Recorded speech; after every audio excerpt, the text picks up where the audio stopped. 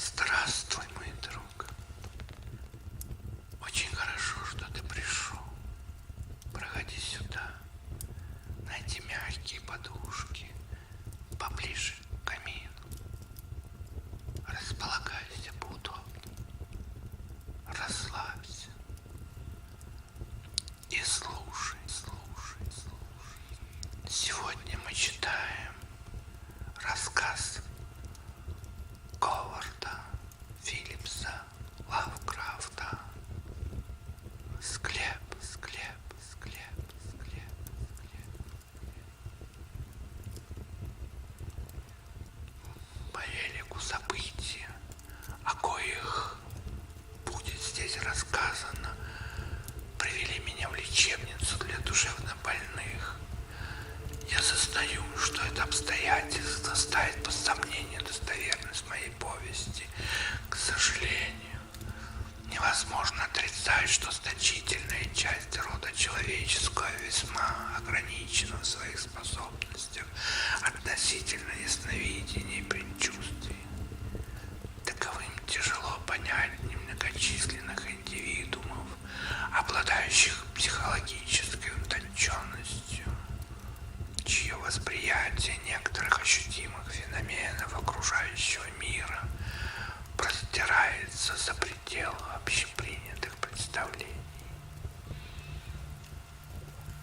Людям с более широким кругозором ведомо, что четкой границы между реальным, действительным и ирреальным, воображаемым не существует, что каждый из нас, благодаря тонким физиологическим и психологическим различиям, воспринимает все явления по-своему.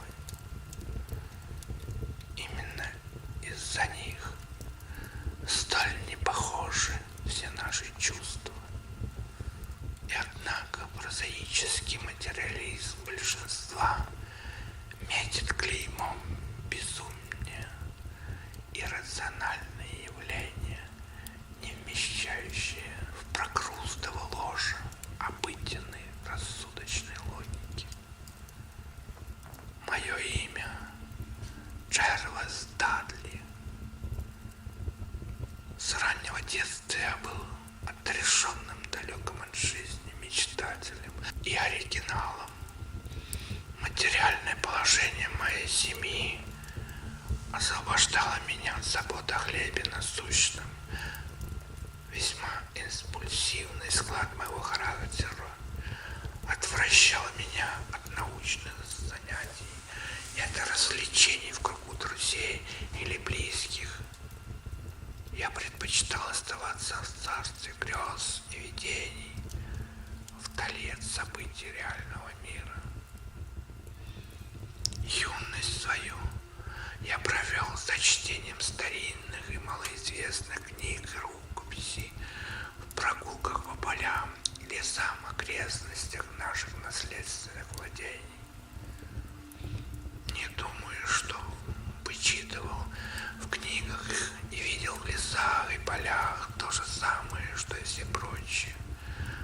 Но не стоит особенно останавливаться на этом, ибо рассуждения на эту тему лишь дадут пищу безжалостному злословию насчет моего рассудка, какое я и ранее различал в осторожном перешептывании за моей спиной. С меня вполне достаточно просто поведать о событиях и не углубляясь в механизм причинно-следственных связей. Как было упомянуто выше, я обитал в королевстве грез и фантазий, отвратившись от реалий материального мира. Но я не утверждал, что пребывал там один.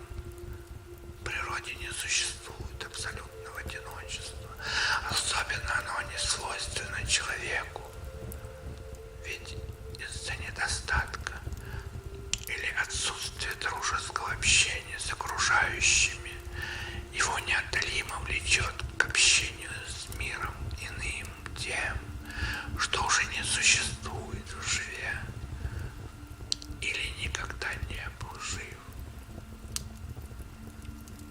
Неподалеку от моего дома лежит уединенная лощина, в полумраке которой я проводил почти все свое время, предаваясь чтению, размышлениям и грезам. На этих мшистых склонах я сделал первые младенческие шаги. В сине этих сучковатых, диковинных, искривленных дубов родились мои детские фантазии. Близко ли узнал я лесных нимф? Часто ли следил за их самозабвенными фантастическими плясками при слабых проблесках ущербного месяца? Однако сейчас речь не о том. Я расскажу вам лишь об одиноком склепе, таившемся в сумраке леса, о заброшенном склепе семейства Хайд, старинного и благородного рода, последний прямой потомок которого упокоился во тьме гробницы за несколько десятилетий до того, как я пришел в мир. Фамильный склеп, о коем я повествую, был выстроен из гранита. С течением лет, от частых дождей и туманов, поменявшего свой цвет, увидеть склеп, глубоко вросший в склон холма, можно было только оказавшись у самого входа. Дверь, представляющая собой тяжелую, лишенную украшений гранитную плиту, она дергалась до проржавевших дверных петлях и была до странности неплотно прикрыта железными цепями и висячими замками, заработанными в отталкивающем стиле полувековой давности. Родовое же гнездо, некогда венчавшее вершину холма, не так давно стало жертвой пожара, приключившегося вследствие удара молнии. О той достопамятной грозе, разразившейся среди ночи, местные старожилы порой говорили тревожным шепотом, намекая на кару Господню. Сами эти слова и тон, каким они произносились, усиливали во мне без того сильное влечение к руинам, могилам и гробницам, таящимся в сине густых лесов. В пламени того пожара погиб лишь один человек. Последний из рода Хайд по смерти был погребен в этом тихом тенистом месте. Бренные остатки его перевезли сюда из тех далеких краев, где после того, как сгорел особняк, нашло пристанище это семейство. Не осталось никого, кто положил бы цветы в гранитного портала, и мало кто осмелился бы без страха вступить в гнетущий полумрак, окружающий склеп. Полумрак, где, казалось, бродили привидения. Никогда не забыть мне дня, когда я впервые натолкнулся на эту потаенную обитель, приютившую смерть.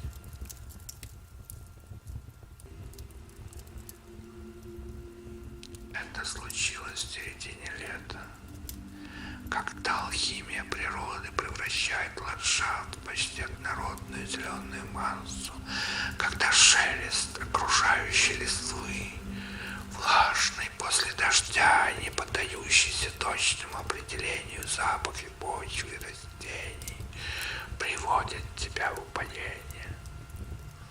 В столь живописном месте невольно прекращается работа мысли. Время и пространство превращаются в незначащие, нереальные категории, а эхо позабытого доисторического прошлого настойчиво отдается в зачарованном мозгу. блуждал по лощине, по таинственной дубраве, размышлял о том, чего не стоит обсуждать. Мне было от роду всего 10 лет. Я видел и слышал такие чудеса, что недоступны толпе, и непонятным образом чувствовал себя совершенно взрослым в некоторых отношениях. Когда с усилиями, прорвавшись сквозь густые заросли вереска, я неожиданно натолкнулся на вход в склеп, то ни в малой степени не понял, что обнаружил.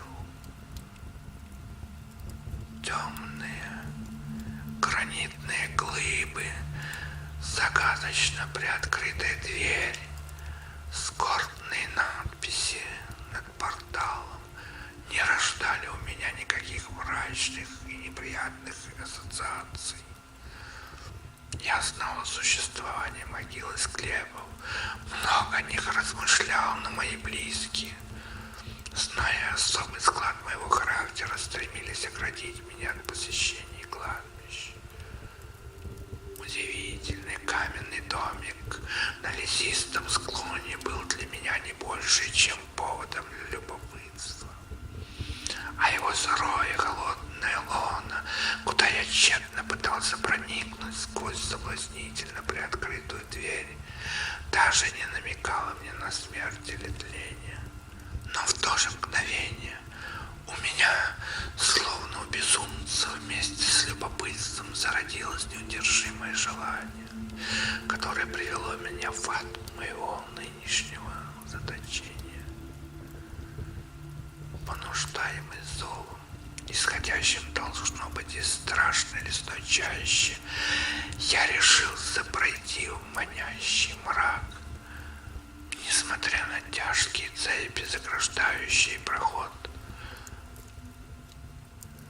в умирающем свете дня я с грохотом стряс железные заслоны каменной двери, стремясь пошире раскрыть ее, пытаясь протиснуть свое худенькое тело через узкую щель, но мои усилия были тщетны. Испытывая поначалу лишь обычное любопытство, я постепенно превратился в одержимого. И когда в густившемся сумраке я вернулся домой, то поклялся всеми богами, что любой ценой когда-нибудь взломаю дверь, ведущую в эти темные недра, что, казалось, звали меня.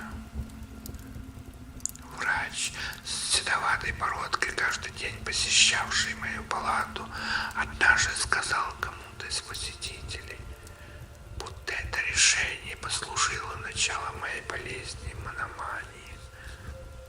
Однако я оставляю окончательный приговор за читателем, когда он все узнает. Месяцы, последовавшие за моим открытием, протекли в бесплодных попытках взломать сложный висячий замок, а еще в крайне осторожных расспросах относительно того, как возникла здесь эта постройка. От природы наделенного восприимчивым разумом и слухом, я сумел многое узнать, хотя прирожденная скрытность принуждала меня никого не посвящать в свои замыслы и планы. Вероятно, следует упомянуть, что я отнюдь не был изумлен или испуган, когда узнал о предназначении склепа. Мои весьма всеобразные понятия жизни и смерти смутно отождествляли холодные остатки с живым телом, и мне чудилось, будто большое злосчастное семейство изгоревшего особняка неким образом переселилось в те каменные глубины, которые я сгорал желанием познать. Случайно подслушанные рассказы о мистических ритуалах,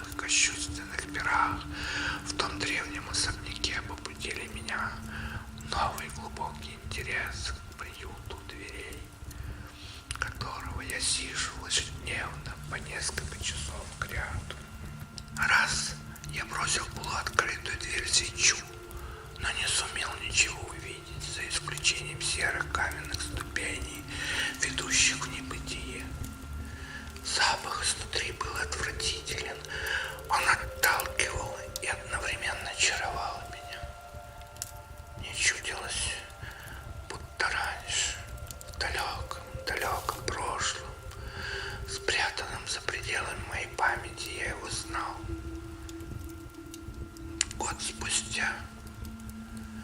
После этого происшествия на чердаке нашего дома, заваленном книгами, наткнулся я на изъеденные жучком Плутарховы жизнеописания.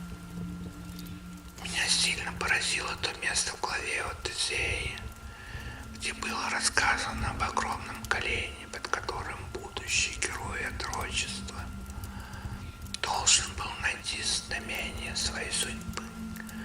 Едва лишь станет настолько взрослым, чтобы сдвинуть тяжелый камень.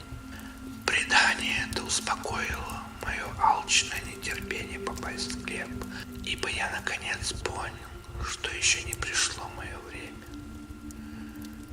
Потом, сказал я себе, когда вырасту, наберу сил и разумения, я без труда смогу открыть дверь с тяжкими цепями. А до тех пор лучше подчиниться предначертаниям урока.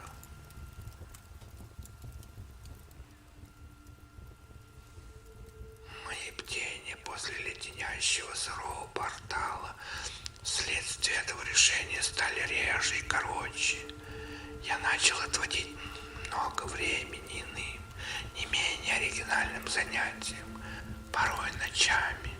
Я беззвучно поднимался с постели и украдкой покидал дом, дабы побродить по кладбищам или местам, где имелись погребения, от посещения коих меня столь тщательно оберегали родители. Не могу рассказать вам, чем я там занимался, так как теперь сам уже не уверен в минувшем. Но хорошо помню, как нередко поутру после подобных ночных вылазок я изумлял домашних своей способностью говорить на темы, почти забытые многими поколениями. Именно после одной такой ночи я потряс семью подробностями о похоронах богатого и прославленного сквайра Брюстера, некогда славного в наших краях и погребенного в 1711 году, чей и сине-серый надгробный камень с высеченными на ней двумя скрещенными перцовыми костями и черепом постепенно обращался во прах. Мое детское воображение тут же нарисовало не только то же, как владелец похоронной конторы Гудман Симпсон стащил у покойника башмаки с серебряными пряжками, шелковые чулки и облегающие атласные колготки, но и как сам сквайр, погребенный в летаргическом сне, однажды перевернулся в гробу под холмиком могилы на другой же день после похорон. Надежда забраться в склеп никогда не оставляла меня, и еще больше укрепила ее неожиданное генеалогическое открытие, что мать моя была в родстве, хоть отдаленном, с якобы вымершим семейством Хайд. Последний в роду по отцовской линии я был, вероятно, также последним и в этом старинном и загадочном роду. Я начал чувствовать, что склеп это был моим, и с жадным нетерпением ожидал мгновения, когда смогу открыть массивную каменную дверь и спуститься по склизким гранитным ступеням во тьму подземелья. Теперь я приобрел привычку стоять у приоткрытой двери склепа и вслушиваться со всем возможным вниманием. Ко времени своего совершеннолетия я успел протоптать небольшую прогалину ко входу в склеп.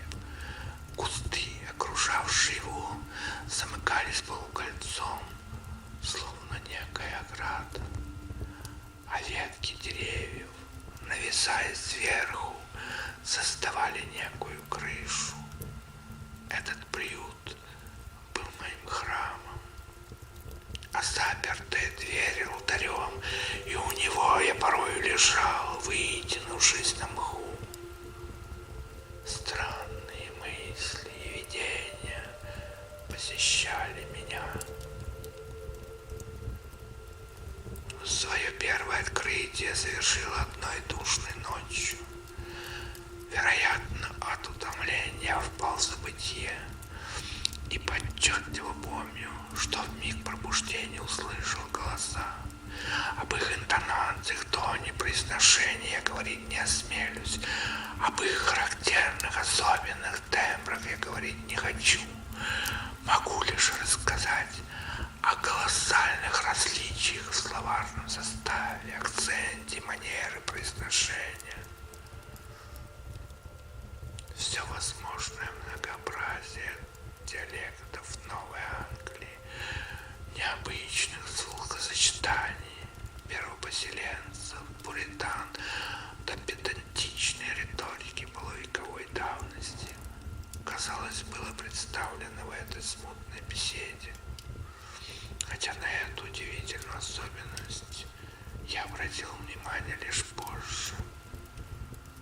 В ту же минуту мое внимание было отвлечено другим явлением, столь мимолетным, что я не мог бы клятвенно утверждать, будто оно действительно произошло. Но было ли игрой моего воображения то, что в миг моего пробуждения сразу же погас свет в окутанном мраком склепе? Не думаю, что я был удивлен или охвачен паникой, но знаю, что очень сильно переменился в ту ночь. По возвращении домой я тут же направился на чердак, к полусгнившему комоду, где обнаружил ключ, при посредстве которого на следующий же день захватил столь долго осаждаемую крепость. Когда я впервые ступил под своды склепа, в эту покинутую, всеми забытую обитель, полился рекой мягкий послеполуденный свет. Я стоял, словно околдованный. Сердце мое колотилось в неописуемом ликовании. Едва я закрыл за собой дверь и спустился по скалистым ступенькам при свете моей единственной свечи, мне все почудилось там знакомо. И хотя свеча трещала, разнося удушающие миазмы, я странным образом чувствовал себя как дома, в сладкой атмосфере склепа. Осмотревшись, я увидел множество мраморных плит, на которых стояли гробы, точнее говоря, то, что от них осталось. Некоторые были невредимы и плотно закрыты, другие же почти полностью развалились, став кучей белесоватого праха. Нетронутые временем, оставались лишь серебряные ручки и таблички с именами. На одной из них я прочел имя сэра Джеффри Хайда, прибывшего из Суссекса в 1640 году и через несколько лет скончавшегося. В глаза мне бросилась ниша, где разместился отлично сохранившийся гроб со сверкающей табличкой, на которой было выгравировано одно лишь имя, заставившее меня улыбнуться и вздрогнуть одновременно. Какое-то непонятное чувство побудило меня вскарабкаться на широкую плиту, задуть свечку и погрузиться в холодное лоно ждущего своего хозяина дубового одра.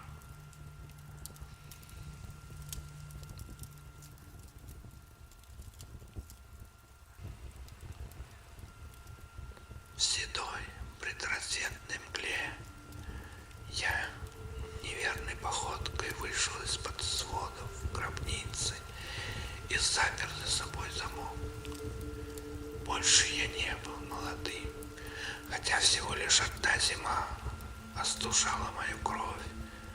Рано встающие деревенские жители, видя мое возвращение домой, смотрели на меня с изумлением. Они удивлялись, читая же, по их мнению, следы буйной пирушки на лице человека, которого считали воздержанным и ведущим замкнутую жизнь. Родителям своим я показался только после того, как освежился сном. С тех пор я каждую ночь посещал склеп, видел, слышал, делал то, о чем не должен вспоминать. Первый претерпела перемену моя речь, изначально восприимчивая к различным влияниям и скорости близкие заметили, что моя манера изъясняться стала архаичной. Затем в моем поведении начали проявляться необъяснимая самоуверенность и безрассудство. И вскоре я, несмотря на свое пожизненное отшельничество, поневоле приобрел манеры светского человека.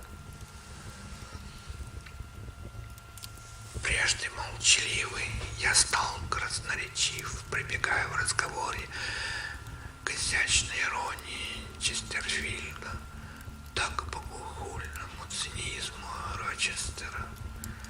Я проявлял невероятную эрудицию, в корне отличную от причудливых сочинений аскетов, бывших постоянным предметом моих юношеских размышлений. Сочинял экспромтом вольные эпиграммы в духе Гея Прайора и своеобразного остроумия Августина. Как-то поутру за завтраком я чуть было не навлек на себя беду, обрушиваясь демонстративным пафосом на слушателей фактически непристойных фраз одного поэта XVIII века, декламируя их с георгианской игривостью, вряд ли уместные на страницах моей повести. Примерно в это же время я начал испытывать страх перед пламенем и грозами. Прежде относясь к подобным явлениям со спокойным безразличием, теперь я чувствовал неизъяснимый ужас. И когда грохочущие небеса изрыгали всего лишь электрические разряды, прятался в самых укромных уголках дома. Излюбленным моим убежищем стал разрушенный подвал сгоревшего особняка. Воображение рисовало мне его изначальный вид. Однажды я ненароком перепугал одного селянина, с уверенностью приведя его в неглубокий погреб, о существовании коего я выяснил и знал, хотя он был укрыт от глаз и позабыт на протяжении многих поколений. Наконец, наступил период, приближения которого я ждал со страхом. Родители мои, встревоженные переменами в манерах и облике своего единственного сына, с намерениями самыми добрыми, стали прилагать все усилия, чтобы проследить каждый мой шаг. Это угрожало бедой. Я никому не рассказывал о посещениях склепа, с измольства, ревностно оберегая свою тайну. Теперь же я был вынужден прибегнуть к тщательным предосторожностям, проложив хитрый лабиринт в лесной ложбине, чтобы сбить с толку возможного преследователя. Ключ от склепа я носил на шнурке на шее. Известно было об этом лишь мне одному. Я никогда не выносил за пределы склепа ничего, что привлекло мое внимание во время моего там пребывания. Однажды утром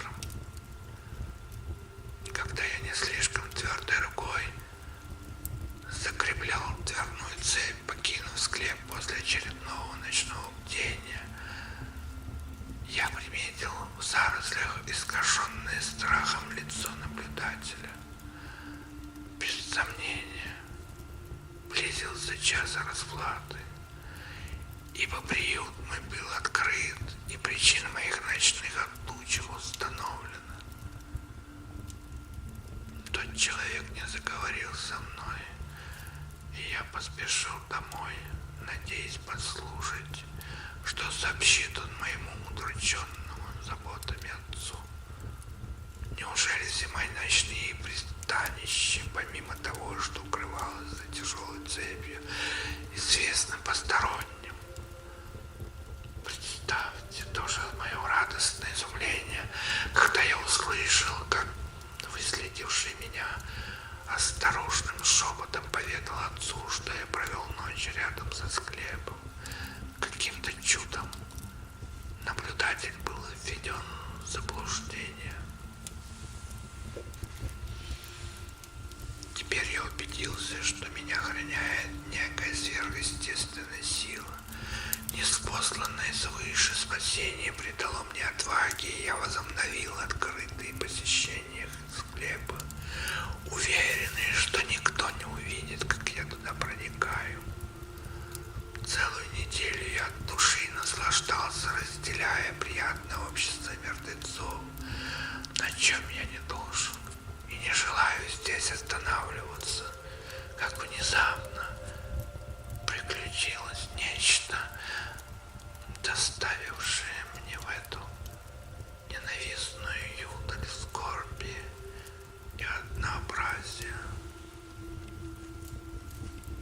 В ту ночь мне не стоило покидать дома, ибо атмосфера была предгрозовой, порой в свинцовых тучах погромыхивал гром, и зловонное болото на дне лощины было окутано адским свечением.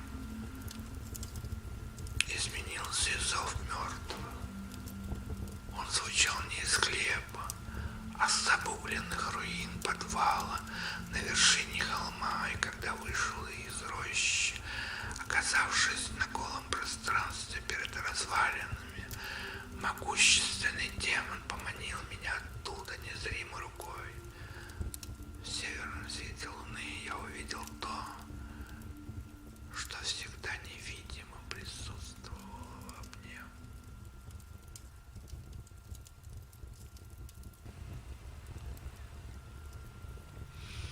Особняк, 100 лет назад стертый с лица земли, снова восстал перед моим потрясенным взором во всем своем великолепии. Во всех окнах ярко сияли многочисленные люстры. По длинной аллее, ведущей к парадному входу, катили кареты мелкопоместных дворян, обгоняя вереницы изысканных гостей в пудренных париках, что явились пешком из ближних особняков. Я смешался с этой толпой, хотя понимал, что принадлежу скорее к хозяевам, чем к гостям. В огромном зале гремела музыка, звучал веселый смех, и тысячи свечей бросали яркие блики на бокалы с вином. Некоторые лица были мне смутно знакомы. Я мог бы знать их лучше, когда бы их черты не были отмечены печатью смерти и разложения. Я чувствовал себя всеми покинутым в этой бурно веселящейся праздной толпе, и богохульство, достойные посрамить самого Рея, непрестанно срывались с моих уст, и мои остроумные и язвительные высказывания не щадили ни законов божеских, ни законов природы. Внезапно над несмолкаемым гомоном собрания изо всех сил грянули раскаты грома. Расколов крышу, они заставили онеметь от страха и самих отважных в этой разгульной толпе. Дом оказался объят багровыми языками пламени и жгучими вихрями раскаленного воздуха. В панике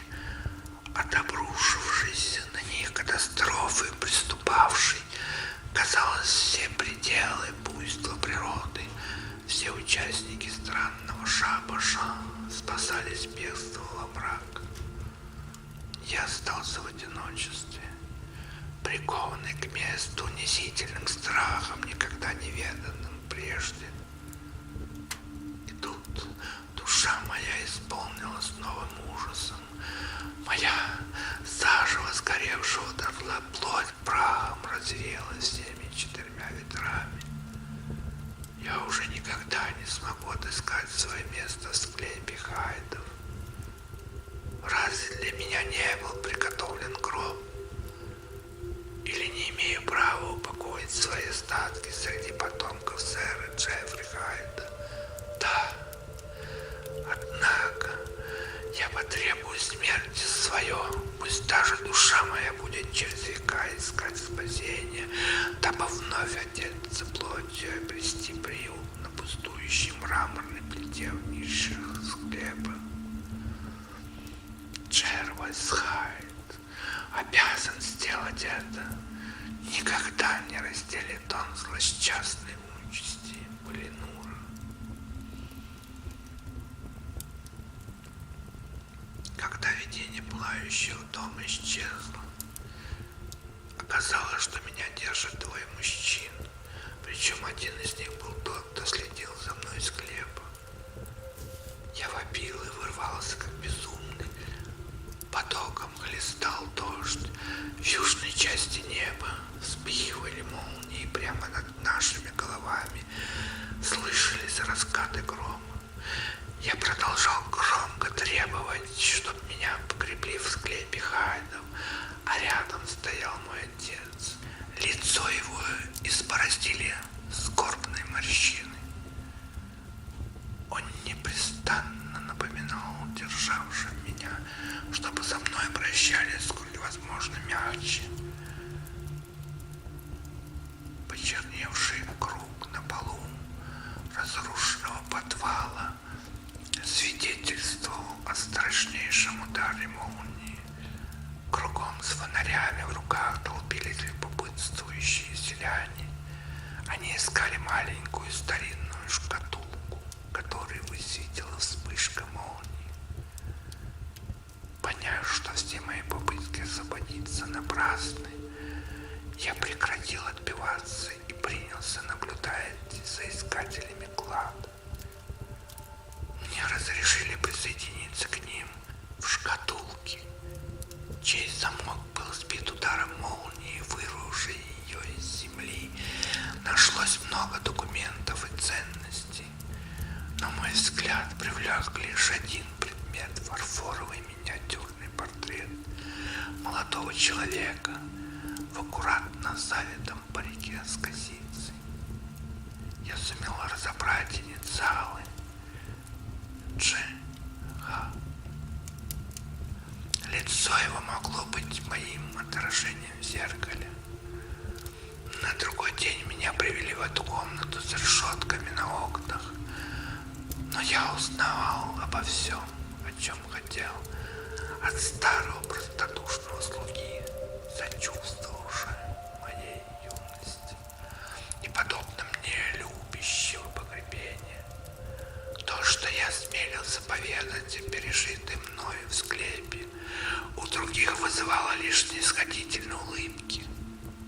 Отец мой, часто посещающий меня, уверяет, будто я никак не мог проникнуть через цепи дверь и божится, что к ржавому замку не прикасались, наверное, уже полвека. Он сам все проверил и убедился в этом. Он утверждает даже, будто в поселке все знали о моих походах к склепу и следили за мной, пока я спал снаружи, с полузакрытыми глазами, устремленными на приотворенную дверь. Этим утверждением я не могу противопоставить никаких вещественных доказательств, ибо ключ от замка пропал в ту страшную ночь, когда меня схватили.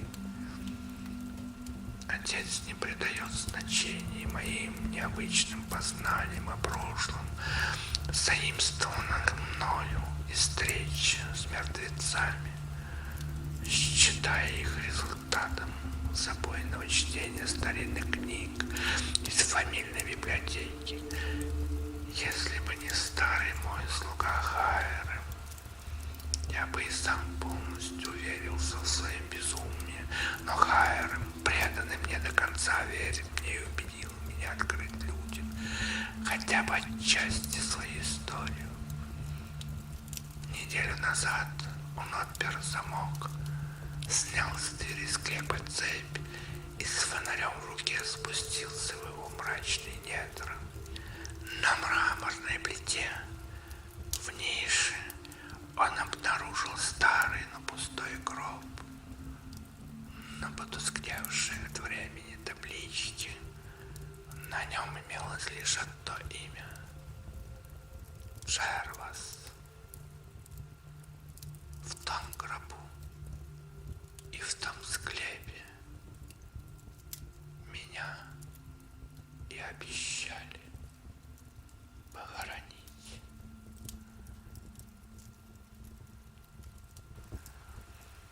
Вот и закончился наш сегодняшний вечер, дорогой мой друг. До свидания. До следующей встречи у камина.